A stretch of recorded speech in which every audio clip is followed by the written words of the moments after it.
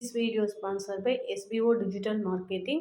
இது வந்து genuine and ட்ரஸ்டடான platform. வீட்டில் இருந்தே நமக்கு கிடைக்கிற ஃப்ரீ டைமில் இதில் ஒர்க் பண்ணி ஏர்ன் பண்ணலாம். இதை பற்றி ஃபுல் டீட்டெயில்ஸ் உங்களுக்கு தெரியணும்னா ஸ்க்ரீனில் கொடுக்குற நம்பரை காண்டாக்ட் பண்ணுங்கள்.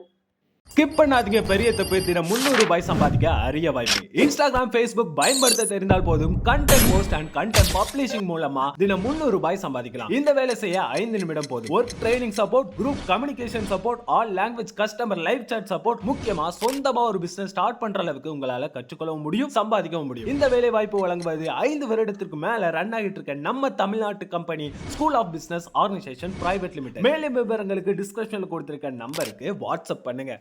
அஸ்ஸலாமு அலைக்கும், வெல்கம் டு சமையலும் சாத்தியமே. நாம் இன்னைக்கு பார்க்க போகிறது ஆர்பஜின் எக் பிளானட் வச்சு ஒரு டெலிசியஸான ரெசிபி தான் பார்க்க போகிறோம். இதை நான் எப்படி செஞ்சேன்ட்டு பார்க்கலாம் வாங்க. ஆர்பஜின் எடுத்துருக்கேன், இதை 2ஆக கட் பண்ணிக்கிறேன். இதை இதே மாதிரி கத்தியால் நல்லா கீறி விட்டுருங்க.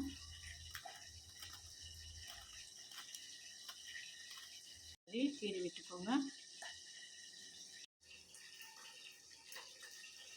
இப்போது கட் பண்ணி வச்சதில் லைட்டாக கொஞ்சமாக எண்ணெய் விட்டுக்கோங்க. எண்ணெய் விட்டுட்டு மேலே லைட்டாக உப்பு போட்டுக்கோங்க. உப்பையும் போட்டுட்டு ஓவனில் பேக்கிங்கில் 180 டிகிரி ஃபேரன்ஹீட்டில் 20 நிமிஷம் பேக் பண்ணி எடுத்துக்கலாம்.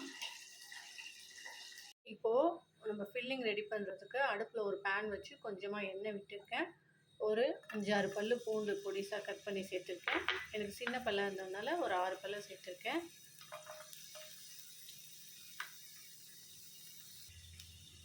இதை லைட்டாக கொஞ்சம் நேரம் வதக்கி விட்டுக்கலாம். ஒரு பெரிய வெங்காயம் பொடிசாக கட் பண்ணி வச்சுருக்கேன், அதையும் இதில் சேர்த்து கொஞ்சம் நேரம் வதக்கிக்கலாம். கொஞ்சம் நேரம் வதங்கிடுச்சு. இப்போது தக்காளியை சேர்த்துக்கலாம். பெரிய தக்காளியாக ஒன்று கட் பண்ணி வச்சுருந்தேன் பொடிசாக, அதையும் சேர்த்துட்டு இப்போ அடுப்பை மீடியம் ஃப்ளேமில் வச்சுருங்க. தக்காளி கொஞ்சம் நல்லா வெந்து வரட்டும். இதற்கு தேவையான உப்பு சேர்த்துக்கலாம். கொஞ்சம் ஃபாஸ்ட்டாக மசிஞ்சு வரும். தக்காளியும் கொஞ்சம் சேர்ந்து வந்துடுச்சு. இப்போது 1/2 டீஸ்பூன் அளவு இஞ்சி பூண்டு விழுது சேர்த்துக்கோங்க. சேர்த்துட்டு அதையும் ஒரு தடவை மிக்ஸ் பண்ணி விட்டுக்கோங்க. நான் இதுக்கு 1/4 கிலோ சிக்கன் கீமா தான் எடுத்திருக்கேன். ஒரு தடவை கிளறி விட்டுட்டு இப்போ சிக்கன் கீமா இதில் சேர்த்துக்கிறேன். சேர்த்துட்டு இதை நல்லா ஒரு தடவை மிக்ஸ் பண்ணி விட்டுருங்க. கொஞ்சம் நேரம் வதக்கி விட்டுட்டேன். இப்போ தண்ணி விட ஆரம்பிச்சிருச்சு. இப்போ மசாலா சேர்த்துக்கலாம். 1 டீஸ்பூன் அளவு காஷ்மீரி சில்லி பவுடர், நீங்கள் பேப்ரிக்கா இருந்தால் பேப்ரிக்கா சேர்த்துக்கலாம், நல்லாயிருக்கும். 1 டீஸ்பூன் அளவு கரம் மசாலா, 1/4 டீஸ்பூன் அளவு மஞ்சள் தூள், 1/2 டீஸ்பூன் அளவு தனியாத்தூள் சேர்த்துட்டு ஒரு தடவை மிக்ஸ் பண்ணிக்கோங்க. கறியும் கொஞ்சம் வெந்து வரட்டும். அந்த பச்சை வாசனை போய் கொஞ்சம் ட்ரை ஆகணும். தண்ணிலாம் எதுவும் சேர்க்காதீங்க, அந்த தண்ணியே இது வேகிறதுக்கு சரியாக இருக்கும். நமக்கு ஓவனும் முடிஞ்சிருச்சு, டைம் முடிஞ்சிருச்சு, சவுண்டு வருது, அதை போய் நம்ம பார்த்துக்கலாம். அதுக்கடையில் இது வந்து வெந்து ட்ரை ஆகி வரட்டும்.